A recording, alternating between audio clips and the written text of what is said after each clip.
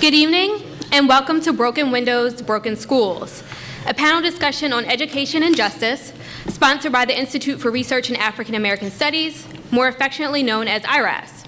My name is Brittany Fox, and I'm a PhD student in the Sociology department here at Columbia, and I'll be serving as your moderator this evening. Schools are often looked at as a solution to an unequal society. This panel brings together a range of experts to discuss the connections between schools and communities, and to highlight policies and practices that can be undertaken to make both more just. Before we jump into this important discussion, let me begin by introducing our esteemed group of panelists. So to my left, we have Jose Luis Vilson. Jose Luis Vilson is a math educator for a middle school in the Inwood, Washington Heights neighborhood of New York City. He graduated with a bachelor's degree in computer science from Syracuse University and with a master's degree in mathematics education from the City University of New York. He also is a committed writer, activist, web designer, and father. His first solo book project, entitled This Is Not a Test, a new narrative on race, class, and the future of education, was published by Haymarket Books in the spring of 2014. His book was endorsed by American Federation of Teachers President Brandy Weingarten, NYU Professor Diane Ravitch, and Philadelphia Principal and White House Champion of Change, Chris Lehman. Vilson was also recently inducted into the Math for America Master Fellowship, Cohort 2014, and currently serves on the board of directors for the Center for Teaching Quality. He writes regularly for EdUtopia and Transform Ed, Future of Teaching, and has contributed to the New York Times, CNN.com, Education Week, Huffington Post, and El Diario La Prensa, New York. Give him a round of applause. To Jose's left, we have Dr. Carla Shedd. Carla Shedd is Assistant Professor of Sociology and African American Studies at Columbia University. Professor Shedd received her PhD in Sociology from Northwestern University. Her research and teaching interests focus on crime and criminal justice, race and ethnicity, law, inequality, and urban sociology. Shedd has been published in the American Sociological Review, Sociological Methods and Research, and she's also received fellowships from the Russell Sage Foundation and the Ford Foundation. Shedd's first book, entitled Unequal City, Race, Urban Schools, and Perceptions of Injustice, is forthcoming this fall through the Russell Sage Foundation. It focuses on Chicago public school students and is a timely examination of race, place, education, and the expansion of the American carceral state. Shedd's current research focuses on New York City, investigating how young people's linked institutional experiences influence their placement on and movement along the carceral continuum. Professor Shedd is the Spring 2015 Scholar in Residence at Vera Institute of Justice.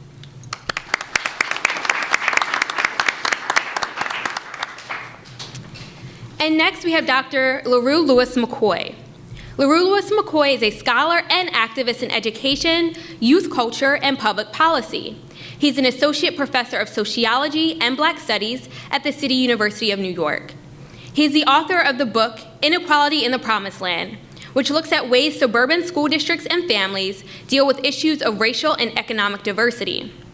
In Harlem, he leads the Ndugu and Nzinga African Rites of Passage program for men and women in New York City, which focuses on helping people of African descent develop healthy senses of self and community. His commentary has been featured in media outlets ranging from National Public Radio to Ebony, and television stations from Fox News to Al Jazeera America. Dr. Lewis-McCoy holds a bachelor's degree from Morehouse College and a PhD in sociology and public policy from the University of Michigan.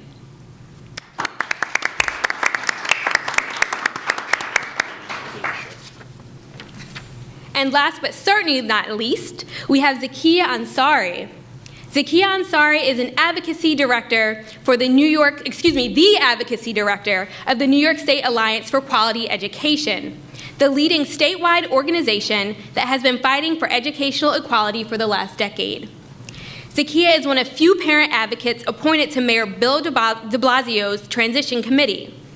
Zakiyah resides in the East Flatbush neighborhood of Brooklyn, New York, and she's also the mother of 8 children and a grandmother of 3. Zakiyah has been invited to speak before parents, educators, elected officials, and administrators all across the country about the importance of organizing parents and communities in schools. She is one of the parent voices in the film Parent Power, produced by the Annenberg Institute for School Reform. Zakiyah is one of the co-initiators on a recently formed national grassroots movement, Journey for Justice, which is an emerging alliance currently composed of grassroots community-based organizations from over 20 cities across the United States, representing constituencies of youth, parents, and intergenerational organizations who have been impacted by closing, turnaround, and charter expansion of schools in communities of color. Zakiyah was featured in the August 2014 issue of Essence magazine entitled Moms on the Front Lines. She also appeared on the Melissa Harris Perry Show in January of 2013. So let's just give all of our panelists another round of applause and then we'll get started. So now that we've all been introduced to our esteemed group of panelists, let's just get underway with what promises to be a great discussion on topics of education and justice. So the first question that I have to open this discussion, which I'll pose to all panelists, is can you tell us a little bit about the recent work that you've been doing as it pertains to education and justice? And if you'd like, we could just go down the panel. I was hoping this was a ladies first thing, but it's cool. Generally, my work has been around the classroom. Obviously, I take a lot of pride in being a really good math teacher as well as possible. Teach 3 big classes of 30, and that's always the cornerstone for everything that I do, right? I mean, how many of us actual teachers, full-time teachers, get the opportunity to actually get out there and do all these like wonderful things, get in panels such as this one with esteemed panelists to my left. So a lot of my work has always been about, okay, so what does it look like when you're in the classroom? And what does it look like to be a teacher speaking on issues of social justice from the classroom while still trying to push the envelope on issues of race and class? What I often find is, at first, there's always that big pushback, right? So a lot of people have commented on the fact that they can't access my website through their school because it's already been blocked, and it was actually blocked through most computers in New York City public schools, except in central offices. So in central offices, and this is the best thing ever. So at some point, maybe 5 years after they first blocked my site, and by the way, they put it under the category of social networking, which I kind of found intriguing. So I'm Mark Zuckerberg now. At some point, and it was awesome. So at some point, they decided to invite me to this big meeting with all the superintendents and network leaders and all these other bigwigs and the like. And as I'm standing there and I'm talking about what it is to actually be a teacher as a servant of the community, someone who prides themselves on being part of the community, but also very, very, very fortunate to be employed at the service of all these youngsters, and that was my whole premise. Like I didn't think I was saying anything too dangerous. I came off that panel and one of the people was like, "Oh yeah, like all of Central reads your blog. Everybody here reads your blog, but some people read it because they love your work, and some people read it because they love to hate your work." And I said, "Oh, this is cool. This is going swimmingly." And of course, the next day was my birthday, so I was like, "Yes, I'm winning." It's one of those things when you have an opinion of some nature and you're doing it from the classroom that it becomes kind of dangerous, right? Because for one, we all know how people perceive the teaching profession to be very, I guess, feminized, if you will. So when you're a teacher at any level, you ought to recognize the sorts of levels that there are when it comes to race, class, gender, and you ought to be able to speak to that because that matters a lot. And that's been a lot of my experiences. Okay, let's talk about race. And one of my big ventures, Educolor, has been about that, talking about race in the online sphere. And that's been a very powerful movement. But along those lines, we have to talk more intersectionally about the things that are going on in our public schools. And so that's been one of my bigger passions as of late, and I'm super proud. Great, thank you. Professor Shed? Well, so moving from a teacher who's actually in the classroom to my work as a scholar who studies schools as institutions, so we're really going wider in the lens to think about how I approach looking at the experiences and the perceptions of marginalized groups. So I'm interested in adolescents who attend public high schools. I'm interested in people who live in neighborhoods that are low-resourced and not as advantaged as other neighborhoods. And I'm interested in how these people interact with social institutions. So Brittany mentioned that, you know, schools should be a site for mobility, but oftentimes schools can further stratify us. Schools can put people on different paths, one toward mobility and perhaps one toward disability, or we can think about the school-to-prison pipeline. And so that negative trajectory is something that my work has often sort of tried to take account for,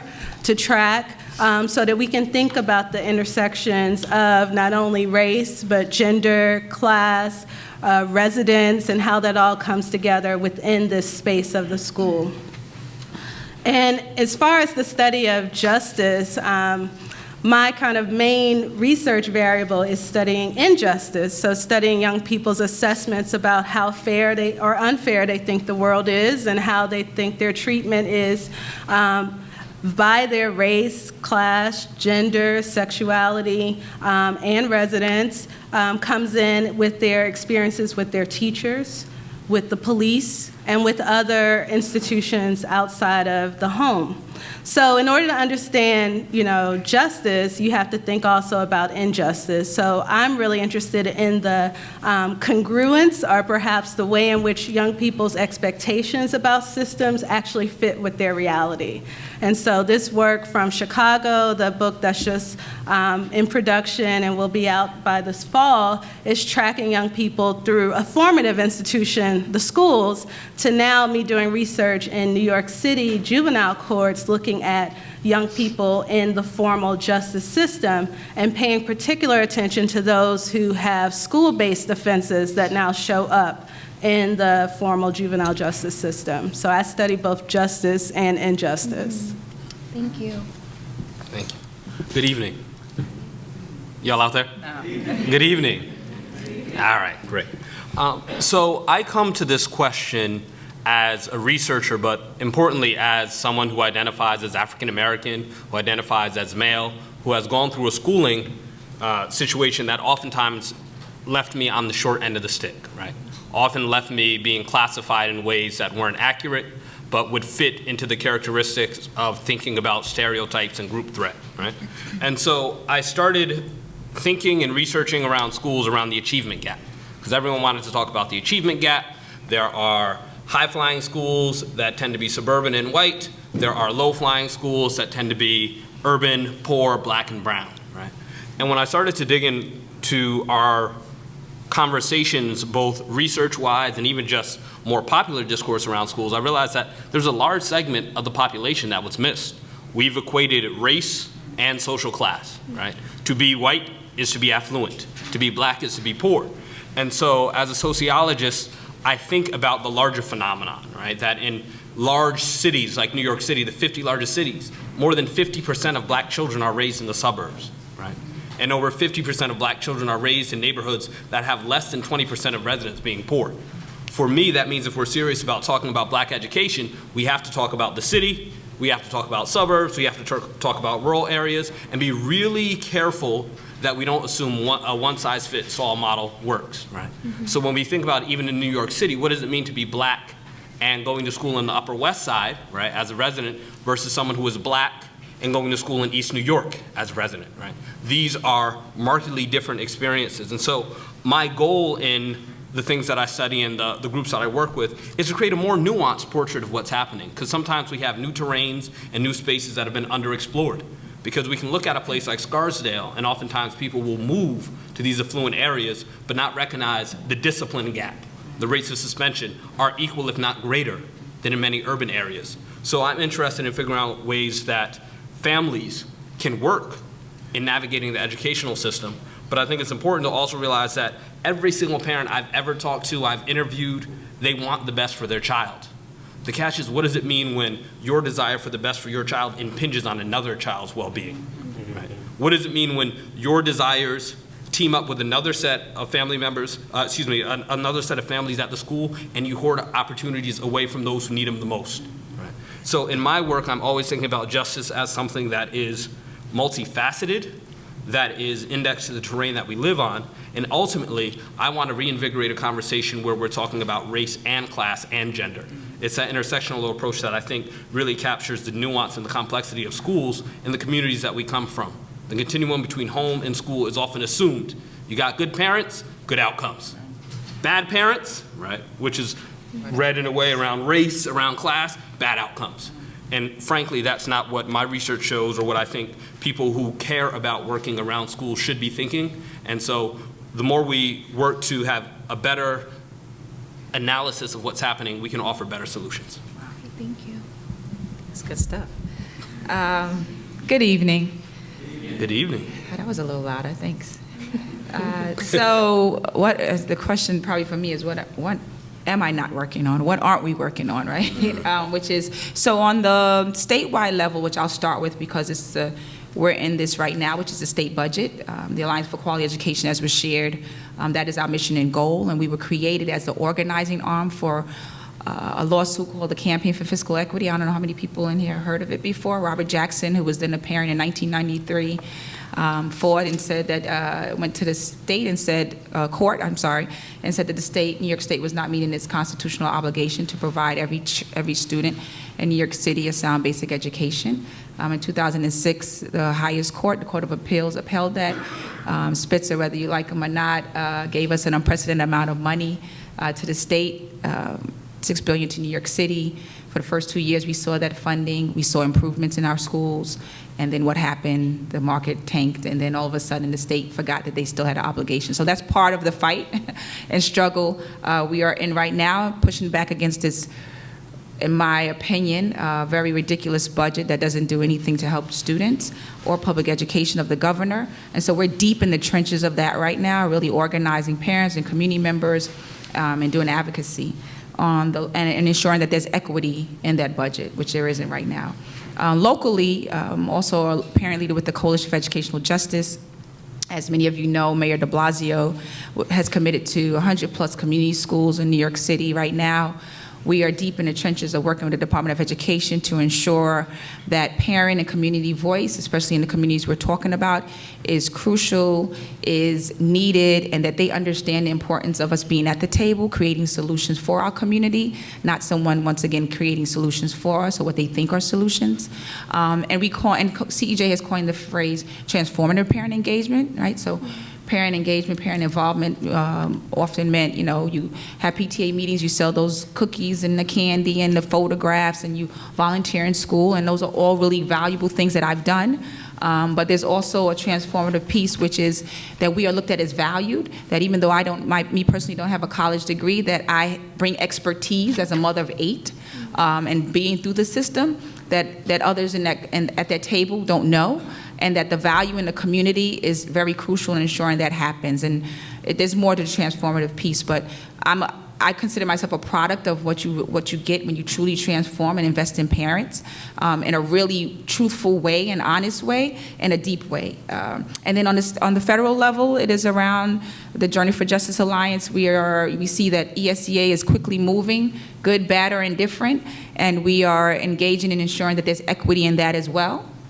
And so we have already put out a letter to the government, putting out our expectations of what we believe ESEA should have in it.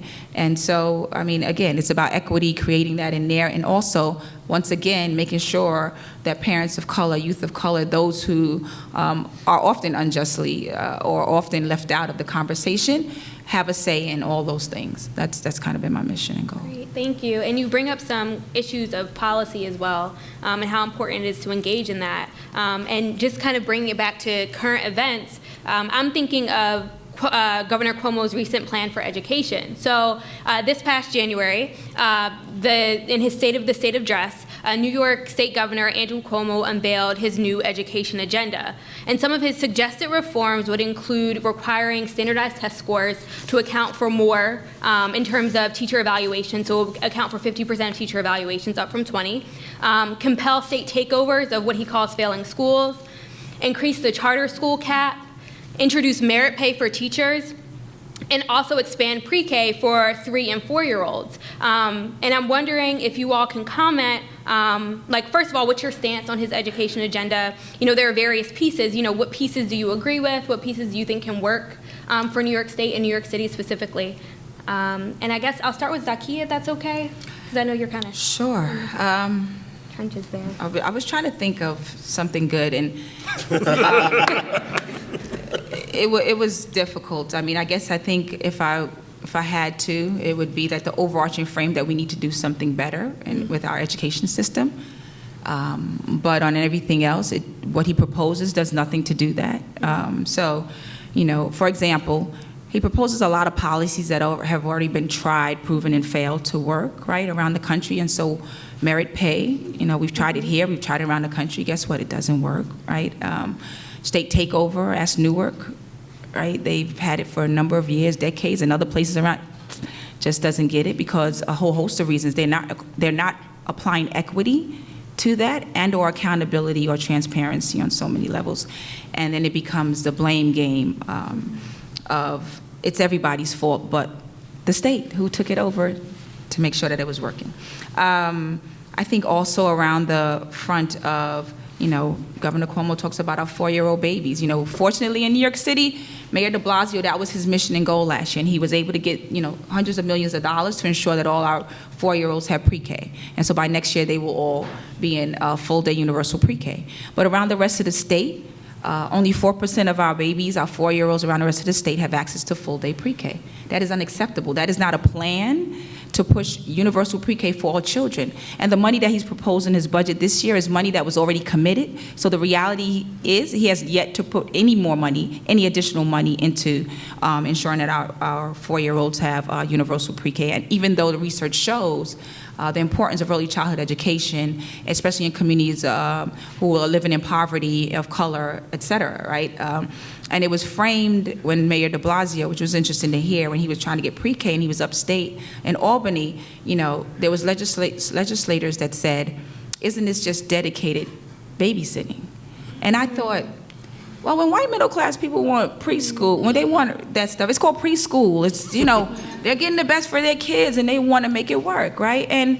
But when it was geared towards those living in poverty and those in color, it was, again, so the race and class thing reeks its head, and people thought it was okay to acknowledge that. And then finally, there's a whole other things, but I won't even go into detail, and maybe it'll come up in other opportunities during the conversation tonight. But that the governor has literally held our education budget hostage. And I don't know how many people saw the State of the State, where he literally had a chart that I tweeted. I had to take a picture of it on TV and tweeted it because I couldn't believe it was a chart. You know, the graph was this, and in the middle was a big yellow in capital letters, if. And at the top of the if, it was a 1.06 billion. And it said, if you give me 100 more charters, if you give me the merit pay 50%, if you give me the receivership, if you give me all these things, I will give you the $1.6 billion for your schools. Meanwhile, our state is owed $2.2 billion just to stop cuts. He's not even offering us enough money to even stop the cuts that we will see in our schools around the state. So one, he's holding our budget hostage.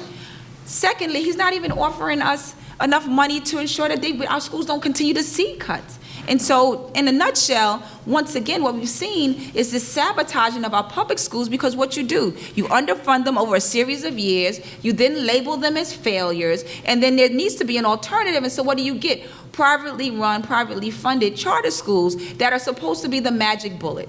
But at the same time, in 2014, we spent $1.5 billion on charters, right? And that's a national thing. We haven't met our priority for CFE. We need $2.2 billion to stop cuts, right? and our governor has proposed $1.06 billion. And so our response to that is that he's pushing his kind of hedge fund donors campaign, and what we've seen around the country, he's no different than many other governors, Democratic or Republican, that are doing the same type of things over and over again. Thank you. Jose, could you give us your perspective on this as an educator? Okay, so here's the scenario, right? I watch NBC4 every morning, and I have this commercial where Andrew Cuomo goes, every child, and of course, I get some of the hedge fund managers harassing me on Twitter saying, see, he's all about every child, right? And then, of course, the next commercial is about Startup NY, which is very much like, hey, startup businesses, if you come to our state, you'll get no taxes, you'll get all these incentives laid out for you. We'll roll out our entire state, and you can do whatever you want with our lands. And all the while, I'm thinking, man, I just want a little bit of change so I can take my kids on trips. It'd be real good to have a fully funded classroom, right? And I think that's what Zakiyah speaks to, which is amazing. The fact that, we have a governor that can, on the one side of his mouth, say, we need more money, and I will give more money if, and then on the other end say, hey, businesses, come in and, pillage our schools as well as our lands. And you could do whatever you want for the next 10 years, potentially billions of dollars given over. And that's just like before 8 o'clock, before I got to teach. Like, I'm already in that zone, like, oh, God, I got to get in there. And then, of course, when I get in there, I'm already being evaluated at 50%, according to Andrew Cuomo. Like, there's this thing with the U of T, which, those are my people, but they want to invite Andrew Cuomo to my classroom. And I'm like, nah, son, you can't come in. and here's why. You know what's going to happen, right? Like, first of all, I don't think he's been in like one classroom in the last 5-6 years. And what is he going to do? He's going to come in there, he's going to look around, he's going to say, I care about you guys. And so I'm going to make sure that whenever you take a test, your teacher, half his responsibility is making sure you know how to pass those tests. Okay, have a good day. So that's been 10 minutes wasted on instructional time. And all the while, right? So, and then, what's even wilder is that when you look at the VAM scores, and VAM, by the way, it's just value-added measure. They take a pretty little formula, and they try to say, okay, based on this formula, and whatever number comes out is exactly how good your teacher is, even though it tends to be like, well, I can't use certain words, cockamamie, nonsense. It's a travesty, a mockery of what education ought to be, right? Let's think about this, right? Back in 2012, I think they published my score in the Post, I think it was, if not Wall Street Journal, everywhere. They published my score, and whatever that number was, I think I was 41. That was my number. The thing with 41 is, besides being, Univision, for those of you who watch, is right next to that 41 was a margin of error of 39%. So think about this, right? Either I could have been a 2,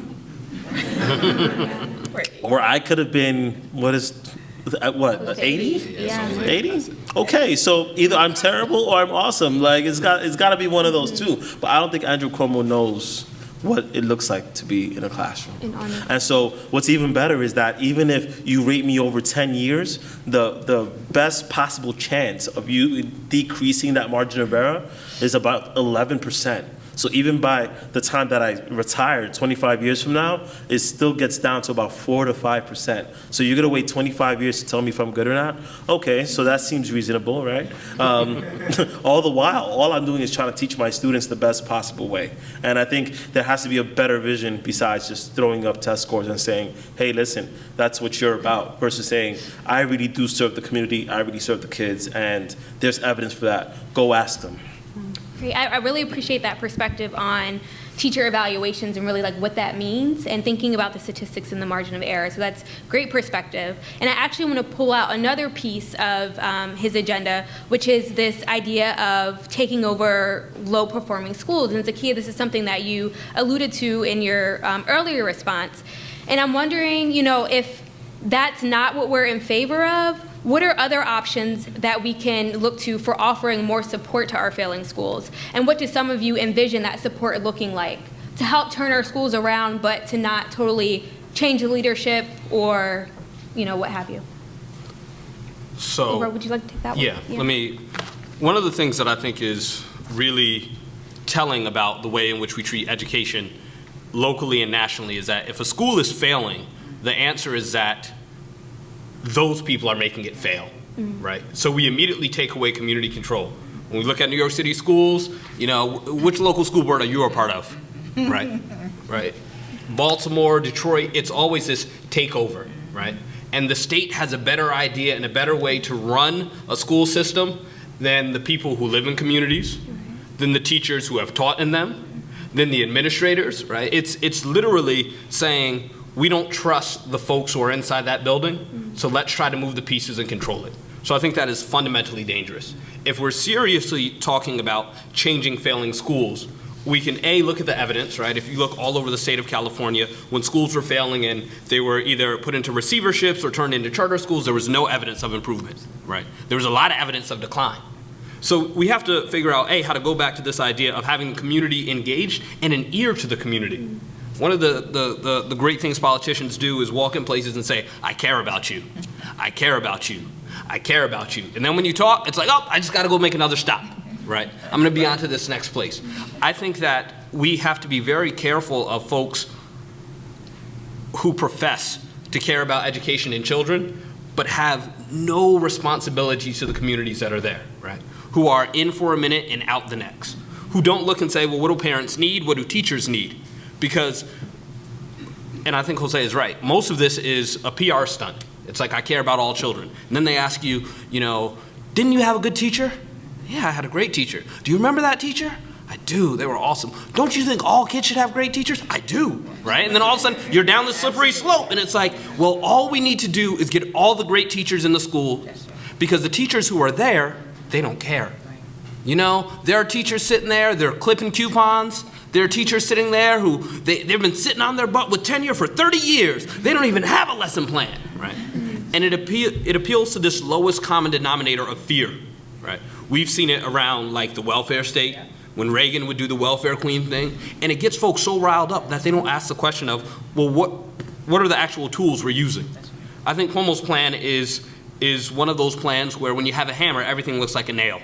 Just hit it harder, more teacher evaluations, close more schools. And if you follow everything I do, then I'll give you money, which is literally the model that Barack Obama has been using, right? So instead of revising the Elementary and Secondary Education Act, he was like, I'll do Race to the Top. What's Race to the Top? It's a grant competition. And education is the civil rights issue of our time. So in order to make it right, you gotta compete for dollars. Right? You got to agree that your teachers will be evaluated. You have to align your program from the school to the state into these federal guidelines, and then maybe we'll give you some dollars, right? It's a whole lot of dangling of the carrot and a lot of stick, right? And so I think if we're serious about reforming this idea of schools that are failing, listen to communities. Every time we have school closings, we see communities rising up. But instead the mainstream narrative is that, oh, parents don't care. The hell they don't. They're literally sitting there saying, listen to me. And we're listening to politicians say they don't care and they don't understand what to do. And I think that's false. I think to, sort of expand the conversation outside of New York, Chicago is right now, putting Rahm Emanuel to the test, and the legacy that the former Mayor Daley leaves behind, Arne Duncan as the CEO of Chicago Public Schools. I mean, all of them sort of created these programs that have ultimately transformed the school systems and also the communities that are served or perhaps not served by the schools.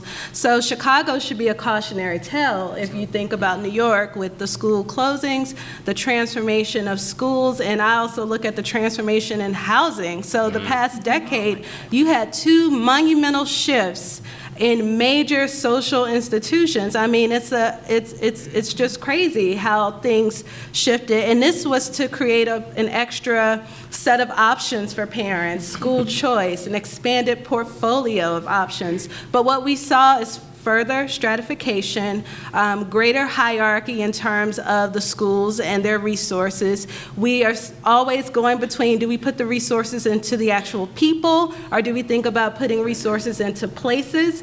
In Chicago, they're telling the kids, okay, you figure out the best school to go to, we're gonna close this place and send you somewhere else, but you're always shifting the burden.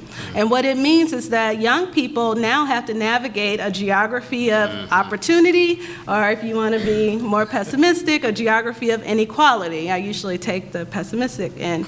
But this whole overhaul really changed lives. Residentially, it changed the communities, it changed the services young people had, and one of the schools that I studied for the book on Chicago, I mean, it was a takeover school. Like, I saw the transformation in the principals, and actually this principal, when I went in and do the work, he was like, I'm at rock bottom. I mean, come on in, please highlight what's happening here. Please talk to our students so that we get their voices on the record, because they're the ones impacted. And you just see a shift in the institution, but no real change in terms of the resources that are given or in terms of the actual sort of service provision that should be happening for those who are most in need of it. Great. So moving on to another option, which I've actually, or another question, and I've heard this topic mentioned a couple of times in your responses, which is school choice. Especially in terms of traditional public schools versus charter and private. And in addition to this plan of increasing the charter school cap, I mean, Cuomo proposes giving students what he terms, in these failing schools, a preference in the charter school lottery. I mean, that sounds great in theory. And any type of rhetoric around school choice usually sounds fantastic, especially for youth who are often trapped in low-performing schools. But what does this actually look like on the ground, and what are some of the pros or cons of the scenario for youth and their families? I mean, the first thing for schools is young people in Chicago, they either never have to leave their neighborhood because they go to the neighborhood school, or they have to leave their neighborhood for school. And when you leave, you're crossing race lines, gang lines, class lines, and the young people who sort of leave these cloistered environments have to figure out how to navigate their way through, just physically, to know where you're going, but also to sort of reconcile, okay, this is how these other people see me, whether it's another gang or perhaps, white people that they never interact with. So you're dealing with this at 14 just to get to school. You talk about, your issue in getting dressed to go and teach the kids. We have to think about what young people are dealing with before they even enter the school building. So schools, in a way, are the reason for physical mobility, or perhaps the reason why kids, as sociologist Patrick Sharkey would say, are stuck in place. Like, they're stuck in these very specifically bounded communities because they're tied to these schools. So the idea of choice makes it so perhaps they have to navigate across these boundaries, but it's not always great. And if it is great, then how many of us can actually get that opportunity to go to the best magnet school, to go to these selective institutions? So why does it have to be just 10% or the few who are given this opportunity for greater resources? Zakiyah, could you speak to this? Yeah, I mean, I would add that, what about my choice to send my child to a public school? And that's not the question everybody wants to talk to. Like, the majority of people in this country, in this city, in the states, send their kids to public schools. But it has become such a taboo word and a bad word. Anything public is taboo. Everybody wants to privatize everything. And there's never a response to that. There's never a response to the 96% of the parents and others who send their children to public schools. And so in Buffalo, where they're currently fighting and pushing back to ensure that their schools are not, charters are not kind of overthrowing their schools, they are choosing their public schools to improve their public schools, not as they are, but equitably funded public schools that they have not seen, where they cannot provide art and music, they cannot provide certain things for their kids in schools, but they still want the public part of it. Is there something wrong with that? Like, we have made that really a bad thing. In New Orleans, parents, no one was listening to the parent voice to his point. Like, really? Like, parents were pushing back against this charter expansion. It's 10 years in, and the Recovery School District are C, Ds, and Fs. 10 years. Parents are continuously pushing back to say, well, guess what? Katrina happened to us, You came in and kind of swooped in without our voice, without listening, and without talking to us, wiped out all our teachers who were from our community, who knew our kids, who knew the rich heritage of New Orleans. And guess what? Never even bothered to rebuild our public schools that we had. So now children as young as 5 years old are being shipped and bused miles away in the dark, early morning, and come back late at night to go to a school. And so Karen Harper Royal, who we work with really well, parent activist in New Orleans, says, that's chance. That's not choice. I choose to put my children in public schools in New Orleans, but guess what? There aren't any, right? In Newark, it's the same thing going on, right? Parents are pushing back. Superintendent who is saying, we're gonna put a one Newark plan. All these plans always have a great name, right? Renaissance 2010 was it in Chicago? New York City was Children's First, whatever it was, like all these great names. But at the end of the day, they do nothing to support equity and ensure that those communities have great public schools. And so now parents, once again, are fighting back, pushing back. They're boycotting. In New Orleans, people were standing on the street, standing for hours trying to get their children admitted into some of these quote-unquote charter schools. There was no placement for them. Or the schools they chose, they didn't get their choice, right? Newark, the same thing. Over the summer, people were waiting on line for hours for this one application, very similar to New Orleans, right? It's all interrelated, to get their kids into schools. Meanwhile, one parent had 5 kids sent to 5 different schools. Who would want their children separated that far? Again, it's about taking children and community and separating it. Because now we no longer have that community school that was there that grandma and grandpa and mom went to, because guess what? Not only is it closed, but now you shifted us out of our community, so we are no longer even connected to that. We come, we get bused, and we go home. We go to school, we get bused, and then we come back home. There's no sense of community because there's no conversation about how do we really engage parent voice and choice, and there's no solution, and there's no conversation, which is what I really am passionate about in Journey for Justice and our organizations is what about the parents who choose to put their kids in public schools? What about the equity that needs to be ensured that happens in those schools? And why are we not talking about that? Why are we not talking about that? Thank you. Can I, Please. one of the things that stands out to me about choice, particularly in urban areas, is that I parallel it to like the bodega, right? So the bodega is our local grocer. You go in and you buy small things, but the one thing I never try to buy from bodega is like produce, right? There's always some fruits or some vegetables there, like you gotta kick the cat out of the way and reach for it, right? Those bananas that are like as old as they come, right? With school choice, it's often like choosing fruit between different bodegas, right? The folks who are given choice aren't given the best options. They're given low quality options, but they're told the next bodega is gonna have this awesome produce for you, right? And they never actually get something that they desire. Instead of listening to parents when they say, I want choice, because when I talk to parents who say, hey, look, I haven't been satisfied with the school that's in my area. I wanna find a good one for my kid. I think that's a fair consideration for a parent. But I always ask them, so if you find that magical school, right? That school that Eva Moskowitz thinks is like everyone she has, right? If you find that magical school, right? In the best case scenario, if your child becomes amazingly buoyed, by the time they hit 7th grade, I'm like, well, where do their friends go to school? That's right.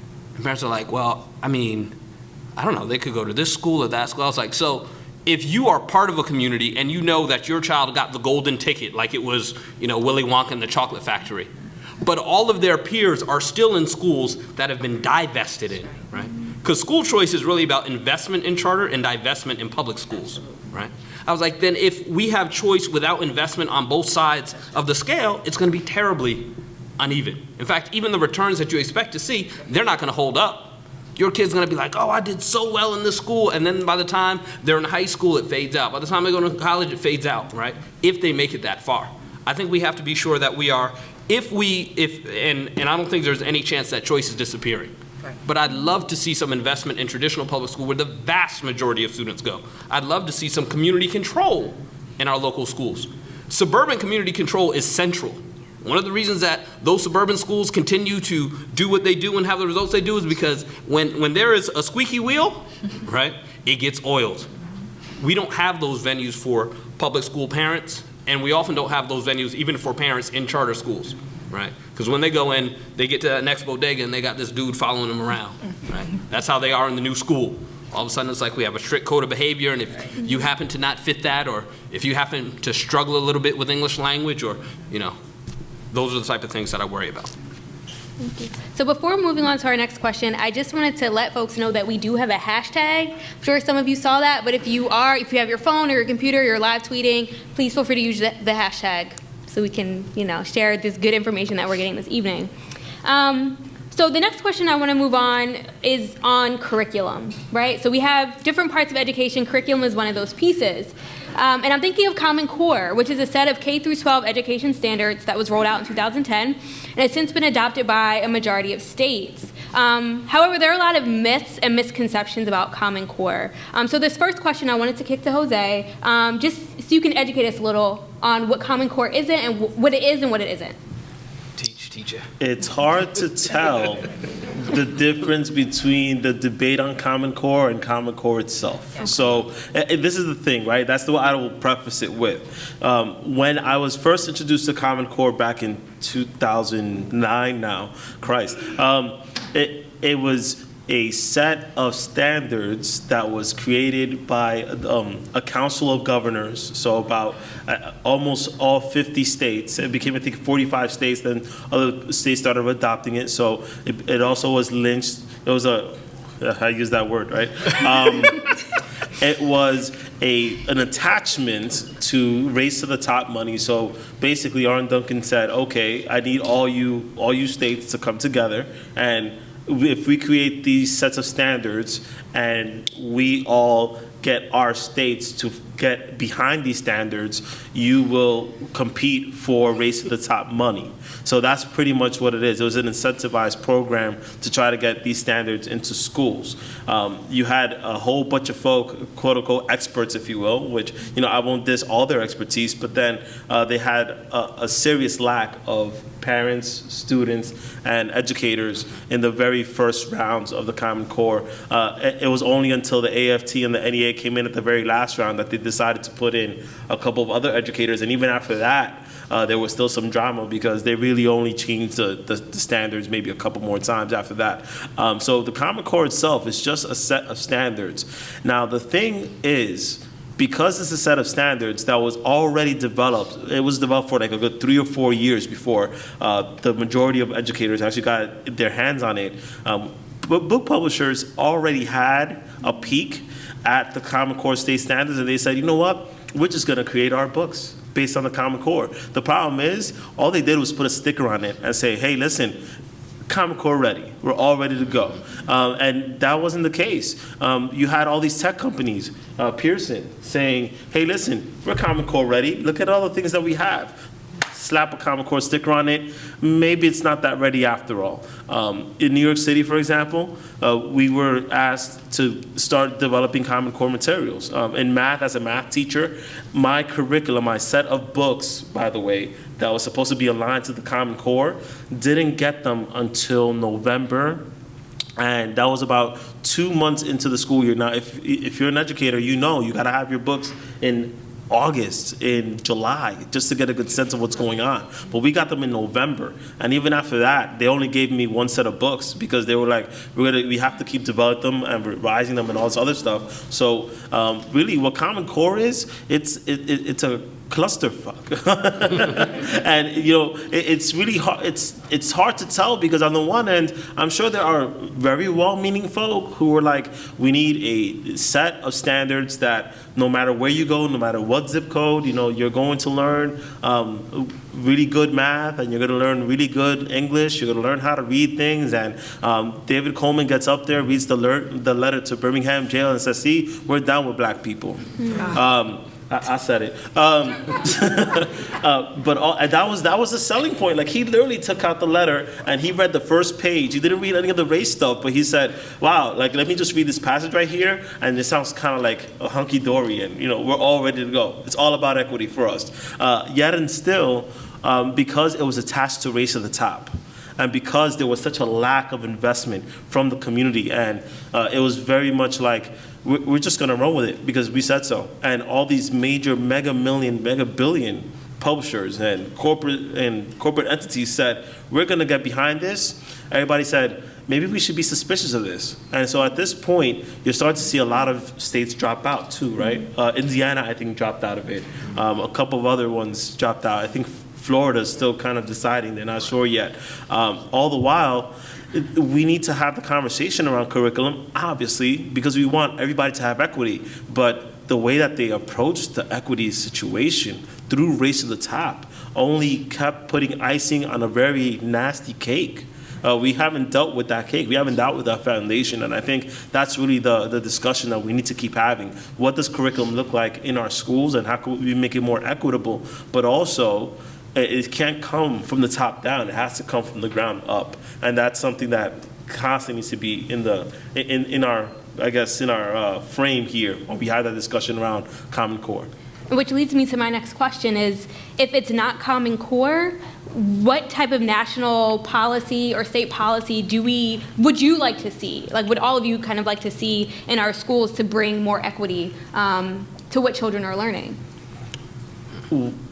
I guess I'll be very quick. For one, I think it's important to have, again, community folks having the conversation with people who are, I guess, quote unquote experts, right? So, having the discussion between the people who've done really good research on it, along with people who are invested and practicing in the community, having a conversation and taking the long term instead of trying to make like short, quick band-aids for things. I think that's going to be the mindset that is going to really be the great equalizer. Having that bigger conversation instead of saying, well, we got a Band-Aid here, we're going to staple it on and everything's going to be fixed. So I think that has to be the one big thing that has to be, wherever you go, there needs to be the conversation with all stakeholders, all key stakeholders, and with equal value, equal voice.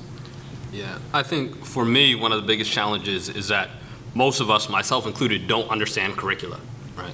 If you asked me to design a curriculum for 7th grade math, I'd be like, well, I'm gonna try my best, but it would be far off from what kids needed to know and how to build up with scaffolding. And so when it comes to issues like curriculum, we get the social media influence. Like, I'll be on Facebook and I'll see like this video or this picture of like the Common Core math problem, right? My kid got this problem at school and it's a Common Core curriculum and this is the issue, right? When in fact it is a curriculum that has said, like Jose said, it's Common Core ready, but it's a piss poor curriculum, right? We have this phobia around particularly math, right? Most of us didn't do so hot in math in school, so then it was like, all right, let's talk about redesigning curriculum, let's talk about parent involvement. It's like, let's talk about something else, right? Because it's hard to do that. So I think what we have to do is figure out, and this is part of the problem with curriculum, or the ways in which districts and states have to adopt curriculum, you don't really get grassroots curriculum by and large, right? You don't have a movement where we can say, we have curricula that are aligned to Common Core that are based on these factors. We know place-based education works well, so we're going to be able to teach factorial, but we're going to do it in the context of talking about local communities. Most of us don't have the time to build that. So I think the next best thing we can do is, as we have some curriculum standards, make sure that they are agreed upon by those who are teaching, but also that there's proper time for educators to get into that curriculum and be able to work it. Because we change things so much and so fast, and we expect people to do magic, and they have to do magic now. Because all of a sudden your number is going to get posted. What's your value-added score? And if my value-added score isn't high enough, or that person's is higher, then it must mean that I'm a bad teacher and they're good, which is not the truth. I'll just respond real quick and say that, this whole fascination we have with high-stakes testing is just unbelievable. And it's caused such, from educators to parents to students, this sense of the stick. It's been the hammer, right? So Bloomberg used it to close schools. If you didn't do well, and nationally people use that, right? If you didn't do well on those tests, again, to your point, it must be those teachers, it must be those kids. We need to just shift and just throw everything out, right? And what we saw behind that was this fear-mongering, which is, again, is something we see historically, but making people feel like, teachers can't enjoy the love of teaching anymore. Students are scared. They're throwing up before they take a test. They're praying in school. I mean, I know this to be true, right? My son's sitting on the side of the bed of me and on the side of my bed at like 6 in the morning with his hands in his head. He's in 8th grade at this point. And he's saying, and I'm like, what's the matter, you know? And he's like, well, it was an ELA test, the first day. And he's like, well, if I don't pass this test, well, I'll move on to the next grade. I'm like, this is a black man who already has a whole bunch of things he's dealing with. And now I have to tell him that this test does not define how intelligent he is. I mean, and then what you heard from teachers was that kids were crying. They were so sick. One girl led a prayer in the class because she was just like, please. Psychologically, what that's doing to our young people and to the profession of teaching is just horrible. And if that wasn't enough, the same policies that these folks are pushing, the Roms, the Arnies, the Obama, you know, the Cuomo, they would never allow their kids in a school like that. They would never allow their kids in the school with 30 kids in the classroom. Never allow them to be with a teacher who only had 5 or 6 weeks experience, you know, and getting their practice or whatever. They would never allow their kids to be solely based on the test and or their teachers.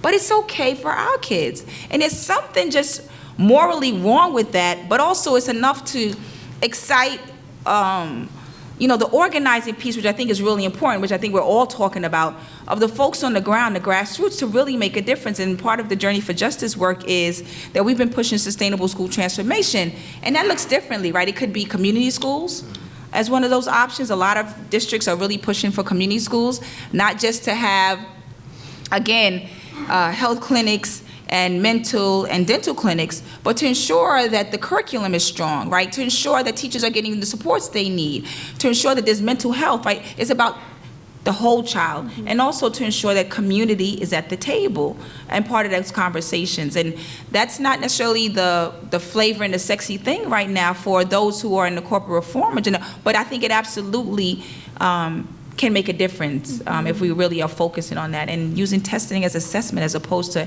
hammering and beating people over the head with it. Thank you. And speaking of community, my next question is kind of around the topic of community and family. So a number of things we talked about.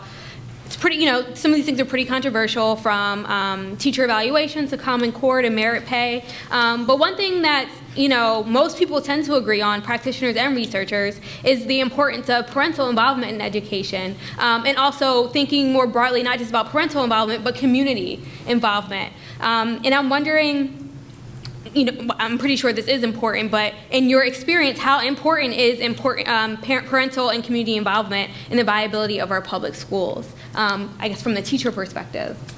I'll start off with this. Every September, I have I'm just going to call it a kind of a marathon, if you will. I call every single parent possible of the kids who I'm going to be teaching. I call them up and I say, hi, how are you doing? And I see some head nodding because it's like, yes, finally somebody, which is true, you know, that's the first connection you're gonna make. And I try to keep good contact with the parents, and you know, I have an open door policy for a lot of the parents that come in.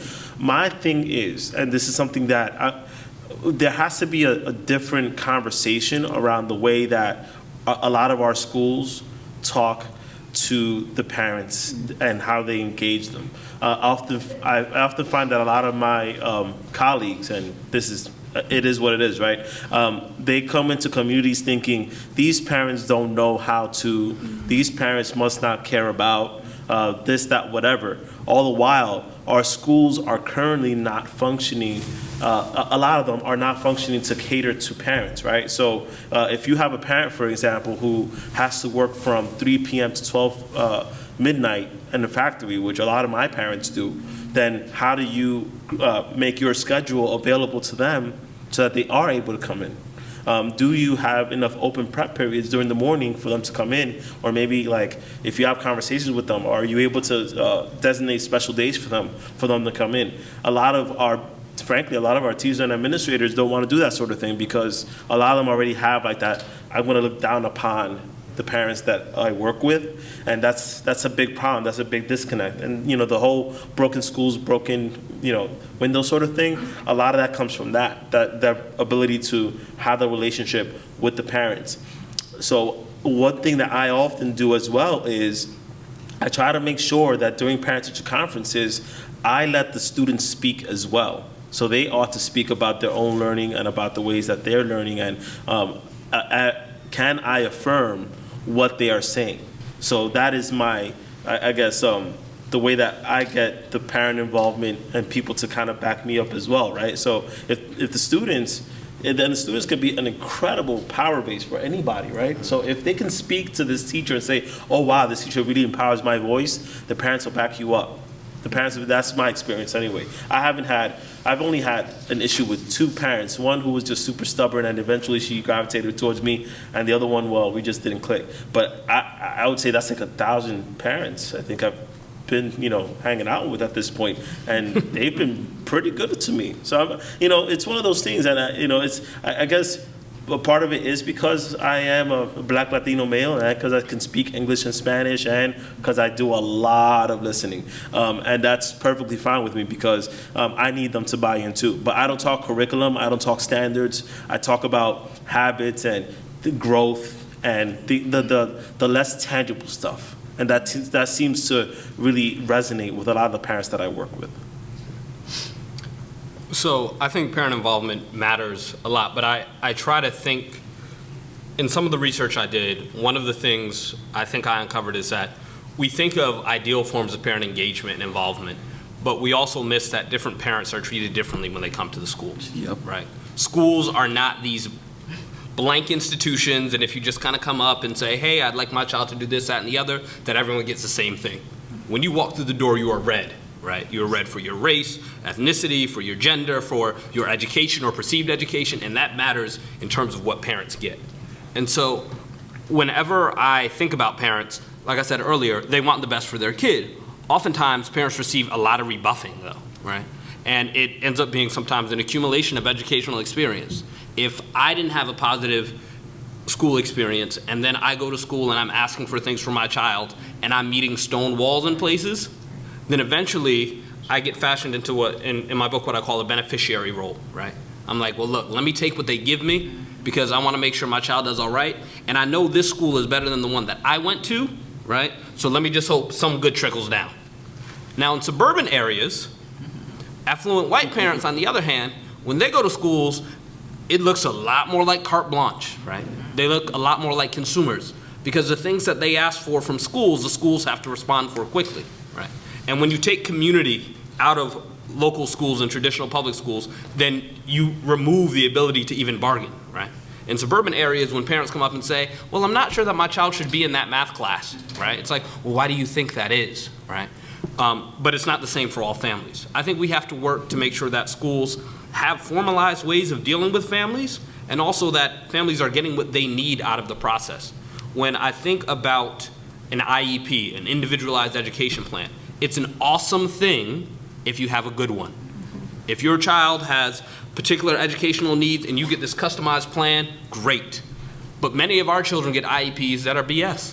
They're just ways to shovel them into separate instruction. They're not customized to what the parents want. It doesn't give them what they need. And ultimately, we recreate that system of inequality.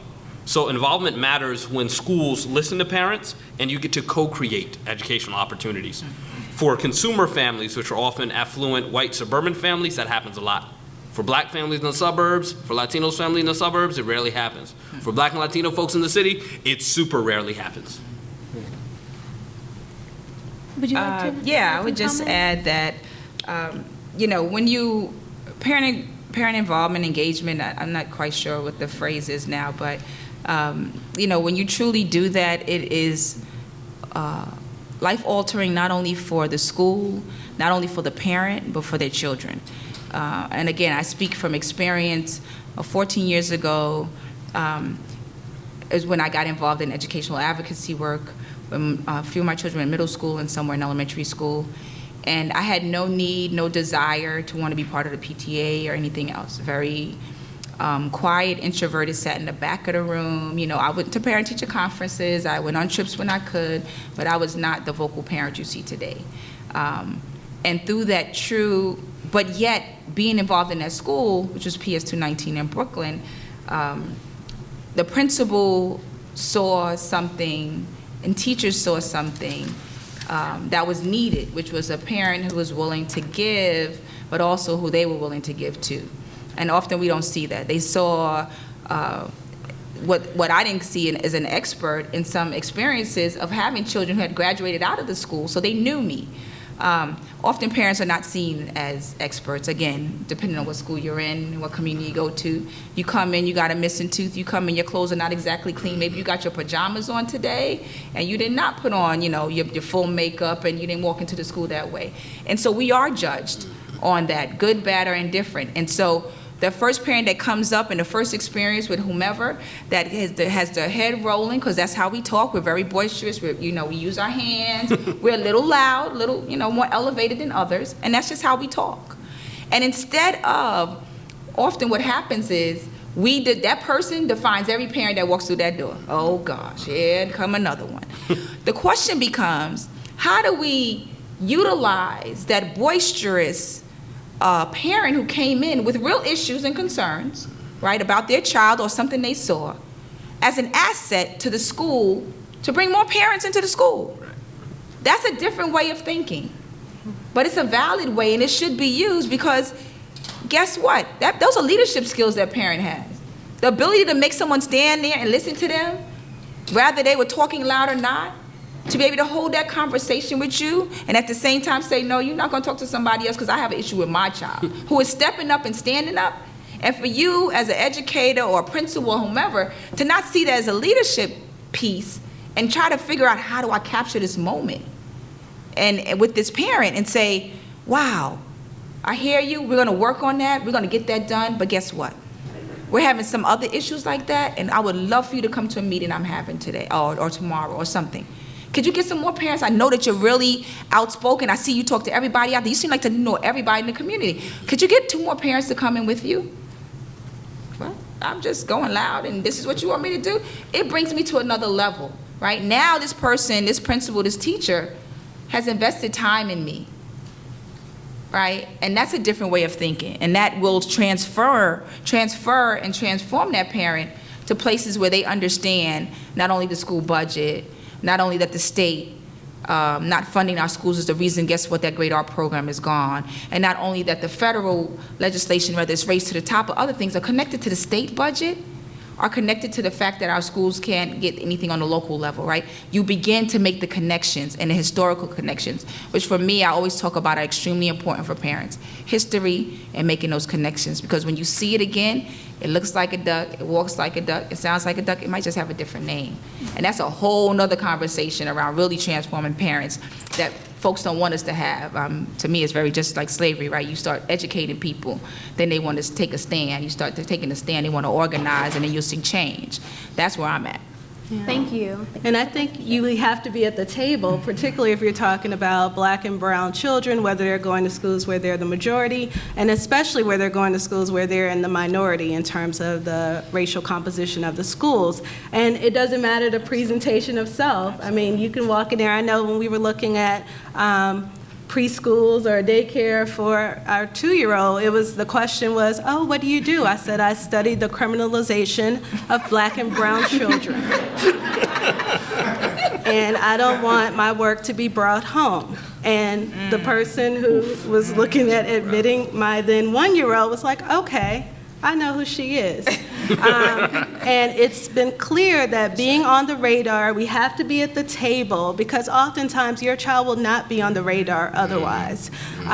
Having a connection to the teacher, I mean, the teacher is such a huge factor in the kind of variation in kids' experiences, but also their outcomes. And so you have to think about what is most important for me in terms of who is teaching my child. Is it a particular background? Is it seeing a reflection of himself in the classroom? Is it leadership roles? Is it particular teaching styles? You have to figure out what will work best for your child and then let the school know this is what I need. I mean, these IEPs, it's interesting, you know, to think of going and getting these services and having this particular plan for your child. It could be seen as a bit of a stigma, but now people are using this to their benefit and as a way of opportunity hoarding and another way of kind of getting more particular services. So we as parents have to think not only about the individual issues, but how it impacts the collective. So we got to put more kids on the radar, and then you actually have some sort of collective will. Great, thank you. So we're going to switch gears a little bit, and we're going to move into school discipline policies when we're thinking of these broken windows, broken schools. So we know, statistics tell us that there are stark racial disparities in how discipline is doled out in American schools. According to statistics provided by the U.S. Department of Education's Office of Civil Rights, Black students in our nation's public schools are suspended and expelled at rates 3 times greater than their white counterparts. And while Black males are often on the receiving end, Black girls are increasingly represented among students subjected to exclusionary discipline. So the first question that I want to ask is, in your estimation, what is driving these disparities in school discipline? Jose, would you like to, on the ground, your experience on the ground and what you see in schools? Okay, so this is the way I'm gonna go in on this one. So me personally, right? I have only had to refer 3 students in the last 4 years, which you don't have to believe me, but it's true. And a lot of my methodologies and my thinking is the student wants to find ways to try to leave my classroom, and I'm not going to let them. Now, if they end up winning, then they have about a 1 in 180 chance of getting me. And, they have to do something super duper egregious. And even then, after the class, I find ways to catch up to them, and it never happens again for the rest of the year. And I think that's a mentality that escapes a lot of folks. The idea that you want the student to stay in the class, and there are so many struggles that they're encountering at home that just getting to school can often be the journey for them.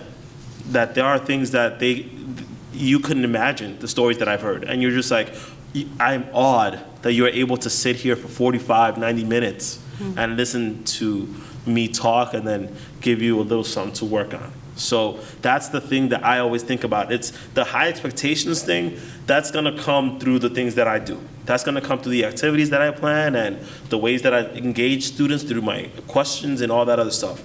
But then there's that underlying sense of care and love that I try to put out there for everyone. Yet and still, there are too many people, and I would name drop here, but I ain't gonna put it out there. There are a lot of administrators, and frankly, a lot of administrators of color who are out there telling our kids to pull their pants up, who are telling them that they are, oh wait, you just said Steve Perry? Oh, yes, you did. Right? There are too many folks who buy into the narrative of the Black person as overseer, okay? And that's a huge issue because, there was a study that was done, I would say about 4 years ago, about the relationship between, students' race and then the teacher's race. And often, Black women and Black girls had the best relationship because they kind of saw each other as trying to empower each other. That was generally the case in the study that I saw. The worst was Black males with Black teachers who were male. And because and the 2 or 3% of us who are teachers, again, 2 or 3%, that means African American, Latino, Asian, that's 3% total for the entire United States. I am one of those 3%. We are often asked to be the disciplinarian. We are often asked to be the overseer, the screamer, the get your ass in shape, boy, instead of being the come over here, son, let's talk about things. We are never in that position of care and love as men, and so there is that restorative justice that needs to be done, not just for our boys of color, but our men of color, and our men of color need to step up and it's not happening. And we see it even in Twitter, for example, where you have this, I guess, this anti-woman, this sexism that happens, and it's happening with our black men. And it's not, it's one of those things that I'm just like, why? Because it's happening in our schools, and I'm seeing it right in front of me. There are deans who don't need to be so yelly all the time. There are people who need to stop calling our young boys and girls ugly. There are principals who have barely been in a classroom, who don't know what it's like to actually know how to love day in after day. But yet, they're asked to say, you know what, you better get those kids in shape. And because this movie told me so, because Joe Clark told me so. You know what? Oh, I said it, it's true. And it's always like, oh, I'm gonna walk around with the bat and try to get these kids into class, which, we had these situations. I know that there's some gangs that are happening in our schools. My schools, it had a history of that. But that's how we need to transform the conversation, is through this discussion of intersectional love. What does it mean to actually care about the students and care about them deeply, and not try to be the overseer and trying to look at our kids, frankly, as neo-slaves. And so that tends to be the transformative conversation from the schools to prison pipeline, because a lot of our kids do look at schools like prison. And we have these things that happen all the time. But yes, I'd love for other folks. But you brought up a point that I wanted to expound upon a little, is the school to prison pipeline, schools looking like prisons. So we know, especially in New York City, there are uniformed agents of the NYPD in our public schools. And their mission is to essentially to provide a safe environment conducive to learning. But I'm wondering, what effect does the presence of police officers have on our students and their learning process? How can it help them? How can it harm them? And Professor Shedd, if you want to. Well, since I don't do Common Core, I can definitely talk about this. I mean, the points Jose brings up in terms of working as a teacher in these schools and then personifying this sort of overseer or perhaps disciplinarian, that now has been transferred to actual police. So there's been a transformation in the authoritative structure and the institutions actually bringing in uniformed agents. I mean, NYPD's school safety team is bigger than the Boston Police Department. Chicago, the high schools, each high school has to have 2 uniformed officers in the school. And depending on which school you go to, kids talk about it looks like a jail, it feels like a jail. When I'm walking down the hall, they're asking me what's my ID number. If I get in trouble, I have to get sent to the interrogation room. So when I'm interviewing kids, like, tell me about your school experience. What do you think about your teachers, this, that? They're like, oh, it's, I have to get these passes to go to the bathroom. They're jacking us up, doing all these things, and it doesn't feel like a space for education. It doesn't feel like it's a formative institution, a place to build citizens. It feels like a place where we're warehousing kids, taking away the enjoyment from learning, and then putting them on this direct pipeline. Now, the teacher part is so key for me. I mean, looking at this as a researcher is, complementary to my experience of this as a parent. I mean,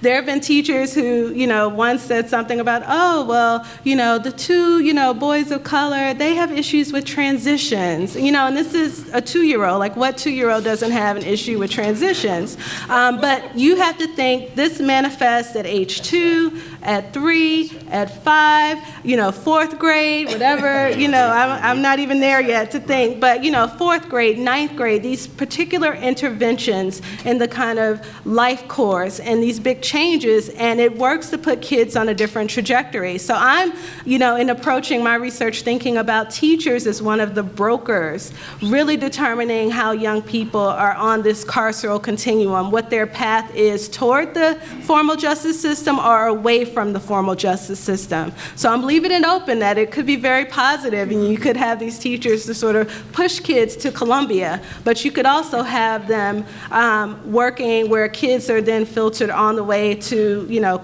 juvenile courts, then to the criminal courts. So we really have to think not only about how we've changed the structures teachers, how we've changed the policies. I mean, it's amazing in the schools that I've studied, they've gone from, these very overt, almost carceral sort of apparatus to now looking at restorative justice and thinking about, rehabilitation. But why does this have to be happening in a space that's supposed to be formative, not to restore something, not to reform you, but it should be to shape you? So this is sort of my approach in thinking about teachers as brokers, the overall policies, how, if you have police officers in schools, you're increasing the number of arrests. In Chicago, 21% of juvenile arrests happen on school grounds. So this is significant. The rest of the 40% are on the public way, so this could be right outside the school.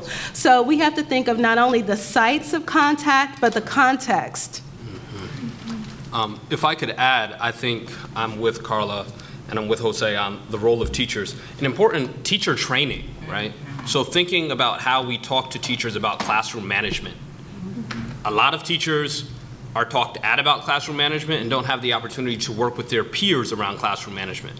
One of the things that's really important is that, and I appreciate the perspective that you're bringing up of like, this kid is trying to leave my class, but it's different to be male-bodied and interact with children around these issues than to be female-bodied, right? So when I talk to women who are educators, they talk about finding ways to engage students, right, across gender, right? Because kids read and see gender on adults. They're gonna read what I say differently than they would Professor Shedd, right? So recognizing that is happening at a basic level, but also we can't simply think that these suspensions are happening and these expulsions are happening to one group of folks. I wanna highlight the work of the African American Policy Forum, which recently released Black Girls Matter, right? Which speaks about the disproportionate suspension and the experiences of girls of color, right? So oftentimes they are silenced and not looked at.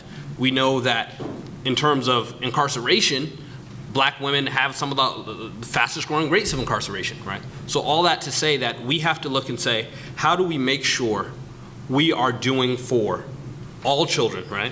That we're actually working on classroom management, not just discipline. Right? That's why I think organizations like the Advancement Project, which will literally work with the district and say, hey, look, we're looking at your rates of suspension and expulsion and they are disproportionate. We gotta come in and change something, right? And it will be suburban districts and it will be urban districts, but the point is that there are new tools you can have. And I think we give too little, we don't share enough around those tools. And so teachers often use what they have. It's kind of like parenting. As a new parent, I think about, what am I going to do with my child when she behaves in a particular way? And I immediately flash back to what my mom did and what my dad did. Right. May not be the best option. I mean, my mom and dad were awesome, right? But those tools, that tool set is often limited. I would just add one other thing. I don't know how many people saw the Advocates for Children report. I think with the proliferation of charter schools around the country, we've seen a large number of suspensions, right? We've seen suspensions increase astronomically. And so they just put out a report about New York City charters called Civil Rights Suspended. And so what they found is that charter schools in New York City are not meeting either federal or state requirements, or state law, I should say. And just real quickly, 107 of the 164 New York City charter school discipline policies they reviewed permit suspension or expulsion as a penalty for any of the infractions listed in the discipline policy, no matter how minor the infraction, right? 82 of the 164 schools, charter schools, permitted suspension or expulsion as a penalty for lateness, absence, or cutting class in violation of state law. I guess we would have all been suspended when we were going to school. If you're talking about latenesses and absences and cutting, my kids they'll forget it. And then one other one, 133 of those 164 schools discipline policies failed to include the right to written notice of suspension prior to the suspension taking place in violation of state law, right? So we have all these things happening. We have the proliferation of charter schools with little to no transparency and or accountability, right? At the same time, we're putting massive amounts of police officers in schools. At the same time, our children are coming out of those schools into their communities where there are more police officers, right? We have the hashtag Black Lives Matters, Black Girls Matter. Like, it is all an interconnected piece, and we need to really address this in a really comprehensive way. And at the same time, we need to ensure that there's culturally rich and responsive curriculum happening in schools, right? As well as training for teachers, black or white, around, well, white in regards to their privilege, right? And how we deem to discipline young men of color or women of color, as in comparison to how we discipline white children, right? It's clear that the data is there. You know, we're suspending 4-year-olds, so the data is clear. And so I think it's about training all of us and ensuring that we are we're willing to look deep within ourselves and know we come with our own issues and stereotypes and preconceived notions about what these children are supposed to do and should be doing and the way we are going to address that. And again, I think it's about history, right? What we know is through slavery, which is that when you wanted to make sure everybody else was paying attention, you used what? You used something like a whip, or you ensured that those voices were silenced because of fear.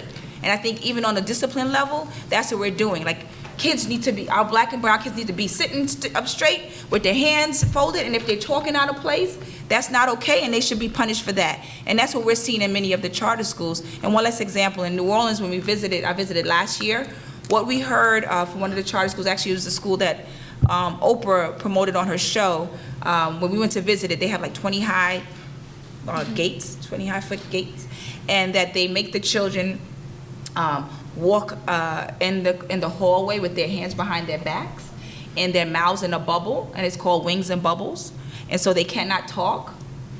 And they sit through lunch. Even in New York City, we have lunchrooms that are silent lunchrooms for our elementary kids. Like, what are we doing? And that's the problem. When I see faces scrunch up and we don't know about that, that's a problem. That's not a public school. We wouldn't know about these kind of discipline things that are happening. The only reason we know about them is because parents are beginning to take their kids out of these schools and they're beginning to share those stories. Is every charter school bad? Absolutely not. Is every charter school not doing well? Absolutely not.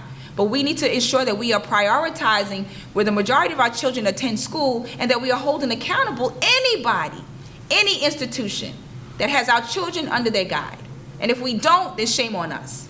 Great. Thank you. Thank you so much. I know you all probably have a lot of questions brewing. There's been a lot of great insights and information. So before we open up for audience Q&A, I just wanted us all to give our panelists a round of applause. Thank you.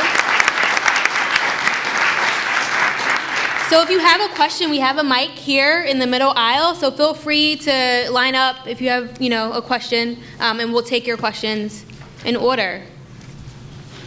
Don't be shy. I know some of you have questions. Some students are here. Extra credit.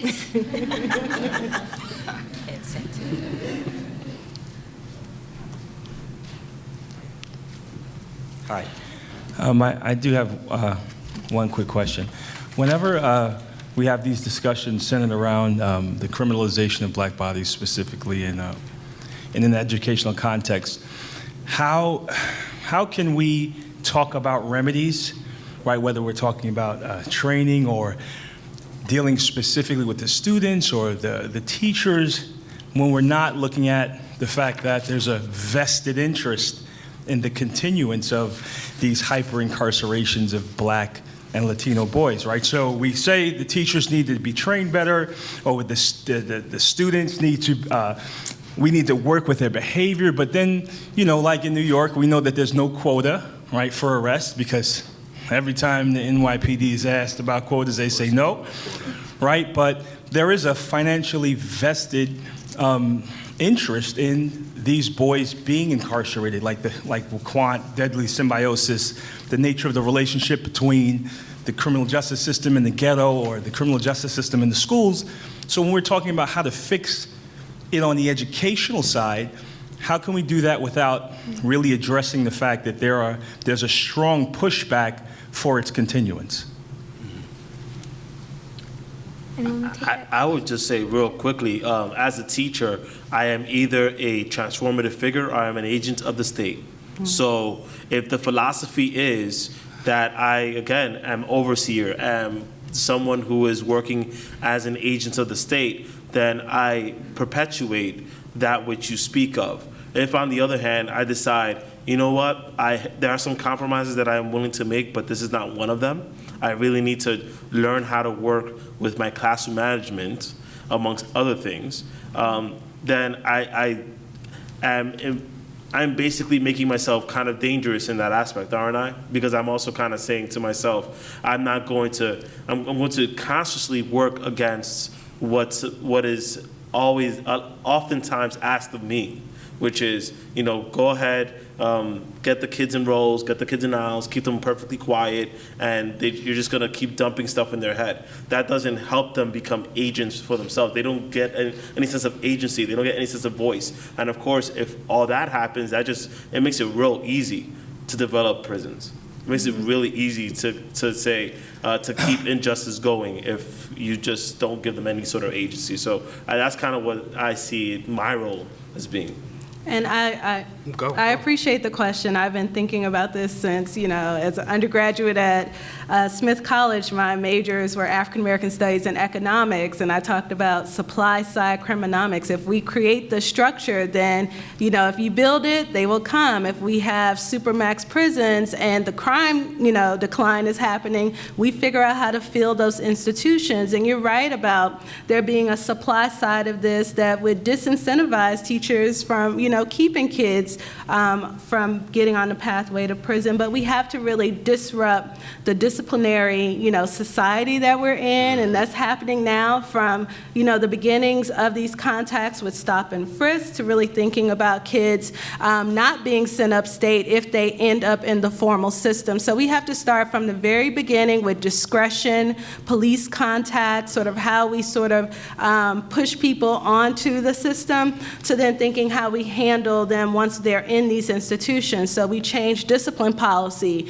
We remove police from the schools. We sort of disrupt the apparatus so it doesn't resemble a prison, but it actually resembles a place for education. So we have to work at it on all ends. It's so true. I mean, when I was doing my dissertation research, Dr. Lewis-McCoy would say, oh, Carla's giving a talk. More people have gone to jail. All she does is count the people going to jail. And I'm like, that's true. I have to count them because we need to know that they're here. And then if we know that they're here and we know the numbers, then we actually have to do something. So data is part of that advocacy, like making it visible and putting it on the map, so you have to do something.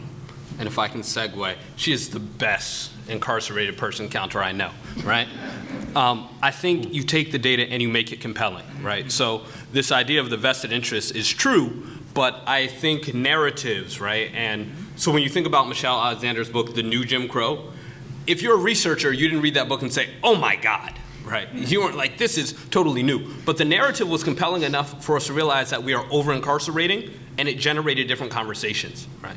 We also have to have compelling narratives. We have more access to data. The Office of Civil Rights, now publicly you can look up your school and rates of suspension. You can look up rates of AP classes.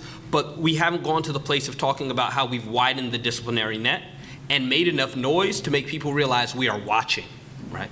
When you start to do that, you see decreases in incarceration. You see decreases in suspension, right? So it's part of us making the noise, making the narrative compelling. Because if we are just going to say, like, here's another study about disproportionality, no one's going to read it except my students who I'm going to make read. It's okay. Okay, please. Oh, okay. I'm going to use your broken windows as an entry, and I'm going to use your broken schools as sort of like a premise for what we're talking about. But the gentleman just brought up Michelle, and when me and Michelle first met, she was introducing about her book for the new Jim Crow. And I said to Michelle, oh no, it's nothing new about this. Mm-hmm. Nothing is new about this. And I guess that's my statement for tonight. I mean, we're talking about kids in school being used as a new harvest ground for the slave trade. We're talking about black men and brown men being incarcerated as a new harvest ground for the slave trade. That's the root of what we're talking about. I laughed when somebody said, do you know why all this is happening? I do, and you better find out. It's profitable. Would anyone like to respond to this gentleman's statement, or? Okay. I think it's a good statement. And I would Thank just you. say again, it goes back to history, right? It's about understanding where we were and where we're coming from. Thank you. They're making money over profit, yes. everything they're doing Absolutely. to black people since day one. Thank you. Please. Okay, thank you. This has been amazing. I was just wondering also, I guess, specifically for Jose also, or anyone that feels they can comment. I'm currently working in a school in East New York, Brooklyn, but for next year, I'm choosing like where to start my career. And what advice do you have to being that transformative person and figure in such a political system that is keeping our children, our boys down, belittled, demeaned, and that's kind of like that's pushing teachers to be the agents of the states. Like, what advice do you have for people starting teaching careers and weighing public or charter or not New York City? Like, what advice do you have to people who are dedicated to the students in underserved communities here? You're just starting, right? Yes. First things first. Learn how to build relationships with students, authentic relationships. The distrust is often about how teachers do or do not build relationships first. In our communities, that matters a lot. Secondly, know what you're doing in the classroom. I mean, this sounds kind of simple, right? But it really boils down a lot to, can I trust the person in front of me to care and love me every single day, even with my weaknesses? And once you start having that conversation, you can then start layering it with, oh, by the way, I also speak out against over-testing. I speak out against Andrew Cuomo. I speak out against Race to the Top. But if you're a teacher, you can't have that conversation until you show some sort of expertise or mastery in that classroom. If your kids don't back you up, you have no business speaking in front of a mic. And I've seen that a little too frequently in my work. So I'm always like, ground it back into what you're doing. Don't worry, yes, you ought to worry and keep it somewhere in your frame, but really it's about what you do in that classroom. I think that's gonna be your power source. That's where everything stems from, regardless of what your own background is. Build those relationships, become a better teacher, do the best possible job in that classroom. Make those kids love you, then make the parents love you, and make the community love you as a teacher. Put me out of a job counting kids going. I mean, I would add also that learn the community. Go out and, don't just run home. Go to the store and meet the local, go to the bodega and learn that they've been there for 25 years. And this is where the kids go in the morning when you're trying to get them into class because they're late. They're running to get their little sandwich from over here, right? Build those relationships. Go to the library, go to the supermarket, walk through it, see what they have, right? Incorporate some of that stuff in your curriculum when you're talking to them about how you visited this place or, you see that this is not here. Because I think it's important. What I've heard from teachers and others who've done this is that kids are so surprised to see you in their community. They're looking like, why are you in the supermarket here? Like, why are you in our library? You don't live here, right? And it's a really great opportunity to show, I think it's building the trust and have young people understand that you're not trying to run from them, you're trying to learn with them. I just want to thank the panel. I've been in the Harlem community forever. And this is my second career. I wanted to go back to school and teach. It took me almost 30 years, so I'm not going to tell my age.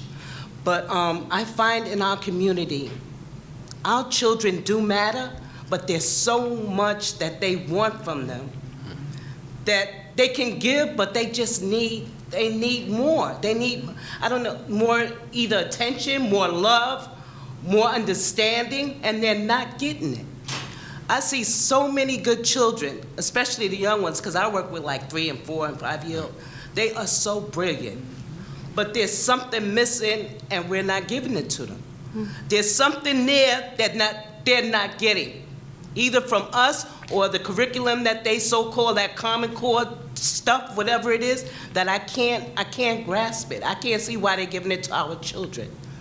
They need more, and I don't think that's the solution, that Common Core stuff. Thank you. Thank you. Well, hi, thank you so much for your comments. My name is Jorge. I go across the street to Union Theological. I'm asking this question both as someone who is a son of migrants as well as someone who, by age 15, far surpassed the educational attainment of his parents. So the Common Core not only affects our children, it also affects adults who enter adult basic education, because they were either failed by the system of education in this country as children and need to finish a GED later in life, or they have migrated, sometimes not out of choice, from a country where either they don't have the level of education considered necessary for advancing in this country, or the education they do have is not considered valid. If they can even get in, these adults are largely relegated to overwhelmingly underfunded nonprofits with wait lists up in the thousands to gain what they couldn't get in public education for whatever reason, with a whole new set of challenges.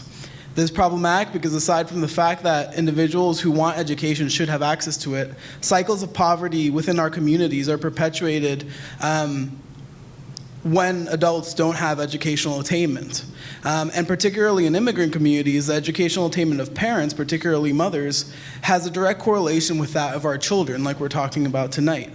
So my question is, how do we develop holistic educational strategies which include the education of our children, the large focus of what we've been speaking about, as well as adult basic education, which works around similar standards like the Common Core and also has direct correlations on the very communities of our children? That's a heck of a essay question, brother. I appreciate that. So and I usually lead with not good news. So the not good news is that the GED now is really, really hard to pass, right? I think one of the things that I'm ashamed of, and many of my colleagues should be ashamed of, is that this change happened on our watch. Literally, folks who care about equity, we let them change and functionally privatize the GRE and change the standards for them to be out of reach for most folks, most adult education members. I recently was at an engagement for Literacy Partners, which is a nonprofit in New York City, and it was a graduation celebration. And functionally, there was a celebratory but a somber tone, because they also knew that this is probably the last class that's going to pass the GED at that level, right? And so we have, in a test-happy environment, we've ratcheted up all tests and made them even higher stakes. A GED should be something that's attainable, and adult education shouldn't be centered simply on the nonprofit industrial complex, right? I think that we have to have strong leadership in our city around adult education. I don't think that we have that as well as we could. I think we haven't monitored what's happening with adults, and we don't have a lot of examples of how to work with children and adults simultaneously. Now, I've seen models in California that look a lot better in dealing with migrant communities and children, but in New York, I'm less familiar. So I think the short answer is that we have to be more aware of the changes that are happening, but also figure out what are the models that are going to be parallel, right? Pull from states that I think have done a relatively better job at educating adults as well as migrant populations, and that is something that I think gets even missed in our discussion about education. In Cuomo's plan, in de Blasio's plans, we just kind of say, yeah, there's an Office of Adult Education. And I hope some adults show up next week, right? We don't have a collective investment in that. And the other thing that's also sad is that the GED has become more and more devalued, right? We have, even for folks who are graduating with GEDs and receiving it, what that degree means in the labor market is really bleak. Because we also have to talk about what are the available jobs we have for folks who don't have a high level of attainment, and are they livable jobs? Do they provide a living wage? Short answer, no. So on the economic side, we also have to create a new layer of jobs that are accessible but also livable. I think there's another opportunity with the community schools, right, as we talk about bringing the community in. If we know in our community that we have a large number, we're surveying parents in their native language, whatever language they speak in that school, and we're engaging, and we find out a number of them want to get their GED, then that's an opportunity as a school to open your doors and ensure that you're having classes for those parents, right? And I think it doesn't necessarily have to be a community school that does that, but I think we used to have more of those things happening in schools. I know there are some schools that do that, but that's an opportunity now to not only, one, you're engaging parents in what they want, you're engaging them in the language that they speak, assuming they don't speak English as their native tongue, and at the same time, they're in the school building. So you're incorporating whatever bad experience they may have had previously into now a positive experience. You have changed, you're beginning to shift how they see school, right? This school wants to actually help me better myself as well as my child, right? And then also, hopefully, the end goal is that we're helping them to reach that benchmark that has been set higher. But instead, when the state is not providing those resources, we as a school community have decided to wrap our arms around our community in a real way and provide the services that would help improve their life as well as their children's lives. Mm-hmm. And then it's not about, just really seeing the manifestation of institutional failure. I mean, this is a failure of so many ways, and it really contributes to the legacy that parents can pass on to their children, a legacy of advantage in some cases, and very much a legacy of disadvantage in other cases. And to go with Professor Lewis-McCoy, I mean, one of the kind of happiest moments the past summer, I did a commencement speech for a GED program in the Metropolitan Correctional Facility. So these were, people who were incarcerated awaiting trial or just post-sentencing, and they opted into these GED courses, graduated, and you should have seen the looks of happiness, and you want to build that up and take this moment, but you also have to talk about the challenges they're going to face, not just, having a GED, which is great, perhaps it's better than other high school dropouts who end up in the prison system, but then having that as a person who is formerly incarcerated. I mean, there's so many marks of stigma. It's amazing how we even keep going, but the point is that we have to. We're really rebuilding from failed institutions. Please. Good evening, and thank you, everybody, for this wonderful discussion. I don't know I guess it's a combination comment question. I work in the public library in Harlem, and where and I work mostly with young people, and many of the children attend charter schools. We won't name which one, but the largest network of charter schools that's taken over Harlem and other parts of the city. And I've just been really disturbed by the stories that I hear. I've heard many stories of parents about what goes on in the schools, and many parents have become disillusioned and taken their children out of the schools, but there are many that I think that they just don't think that there are other good alternatives.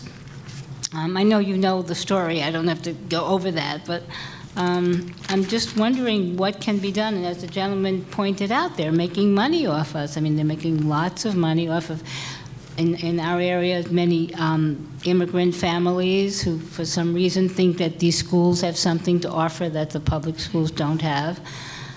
If anyone has any solutions on how we can rally parents around strengthening the public schools. I'm a product of public schools in New York. My daughter went to public schools, and I have such a commitment to it, and it just really hurts me to see people put their faith in these schools. Of course, there are some good charter schools, but people putting their faith and trust in them and being betrayed in many ways, and there are people becoming disillusioned with it, but any kind of suggestion, because I do tend to talk to parents one-on-one, and I notice sometimes they're very careful of talking to me. They don't know who am I, what is my stance? Am I going to report them to the school if they say something negative? And time after time, once they feel comfortable, they say, well, now I'm not that happy with it anymore, and little by little, And I've talked to parents who feel so strongly about it, and they've tried to speak to others and convince them that this is maybe not the way to go, but there's this fear mentality going on. There's a lot of things happening around organizing with our organization and others around the city as well as the state. So I do have my card. I would love to give it to you because we do organize. That's part of the work that we do is organizing parents and others. Their stories matter. And even if they choose to send their child to that school and they want to make it work, right? My goal is to not shift them from taking their kids out of that school, is to make them question and ask questions. Because when you do that, then they have to respond to you. And if they're not, then you bring more parents in it. Because what's clear to me is that that parent is not the only one with those issues and concerns. No, they're just waiting all. for somebody else to say it is often what happens. Yeah, sure. So we only have a couple more minutes left, but I'm wondering if everyone could just ask their question in succession and keep it to a question, and then we'll present it to the panel. Sure. Thank you. Hello. Thank you so much first for your work, your dedication, and for being here. I've really enjoyed the talk so far. My name is Jennifer, and I'm a graduate student at Teachers College. And my question really is for all of our panelists here. through doing research, I do similar research to you, Dr. Carla Shed, and I just think anybody who gets to talk with these students, I think oftentimes the students are talked about as if they're just simply victims and that they're not aware, and that is not the case at all. They're very clearly aware of why their schools are the way they are. They may not know all the networks that, shape their schools, but they're very aware. And so my question to all of you is, how do you harness that and make them agents as well of change? Oftentimes we just talk about us, the adults, trying to make the change happen, and that's great, but how do we co-create that change with our youth? I got an answer for you. Yes, please. As a parent who knows them throughout their life course, as a teacher who knows them in the classroom, and as a researcher who can inform us about how to make these opportunities on a larger scale. Great. Thank you. Yeah, thank you. Thank you for your time. I'd just like to ask a question in regard to the transformative parent engagement that was mentioned before.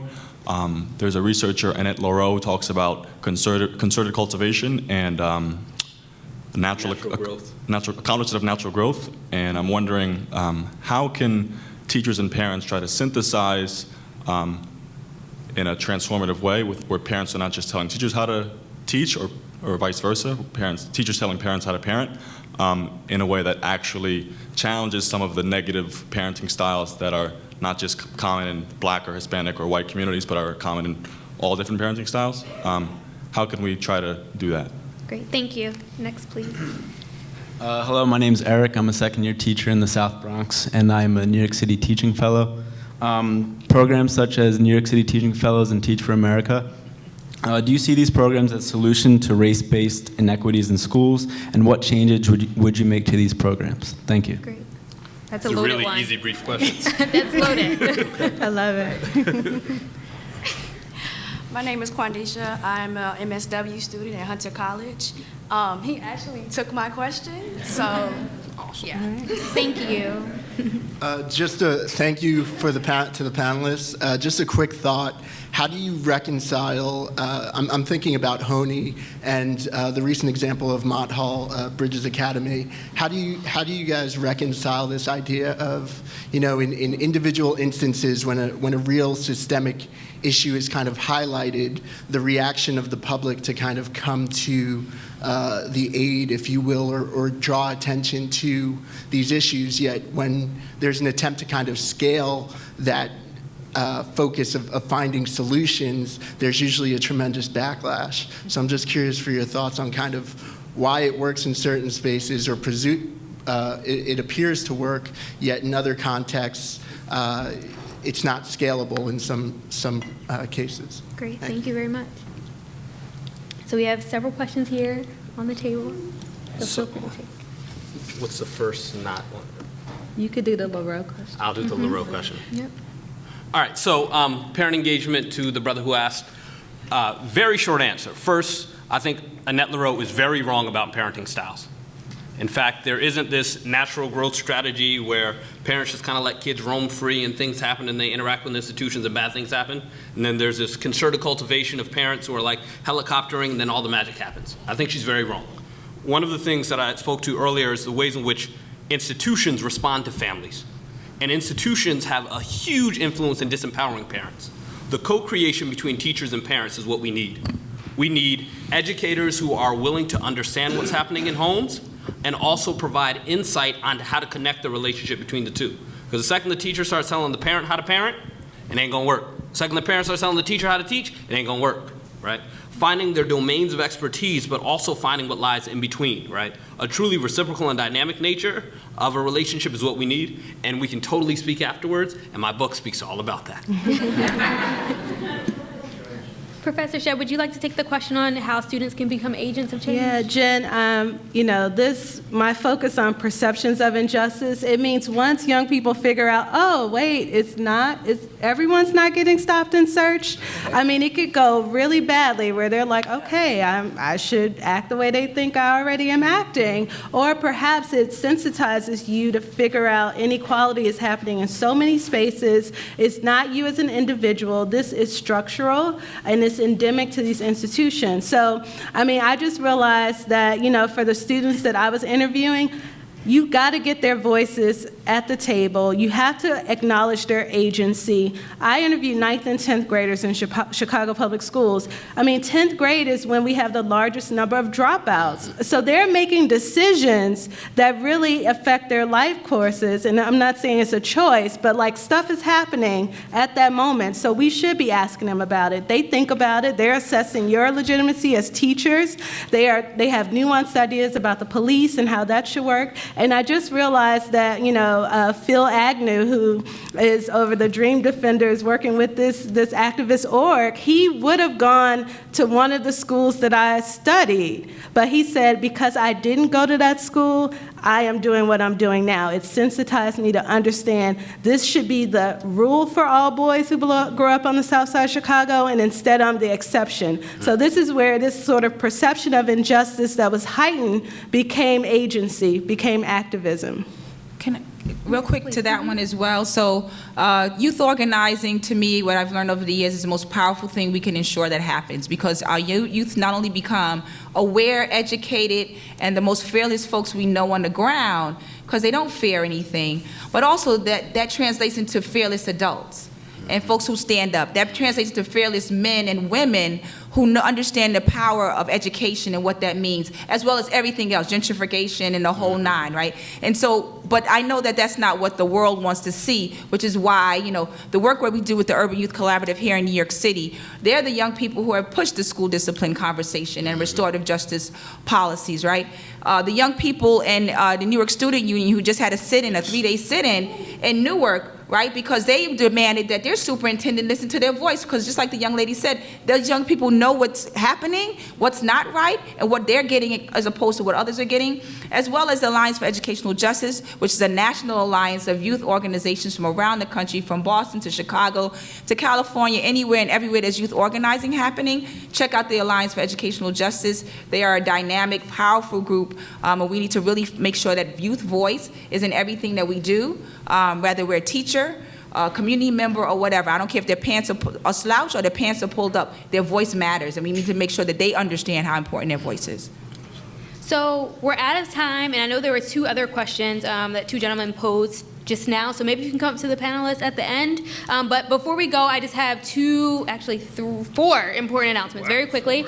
The first thing is I would like to thank IRAAS for sponsoring this event and all the wonderful events they sponsor. And then secondly, I would like you all to keep your eyes out for Professor Carla Shedd's book, Unequal City, Race, Urban Schools, and the Perceptions of Injustice, which is coming this fall, 2015. Also, Jose Vilson's book, This Is Not a Test, A New Narrative on Race, Class, and the Future of Education is available. I've actually seen it on Amazon, so you can pick it up there. And then also, Professor Lewis-McCoy has his book with him this evening. So pick that up. It's a great read. I've read it. So I encourage you to purchase that. All right, thank you, everyone. Have a wonderful night.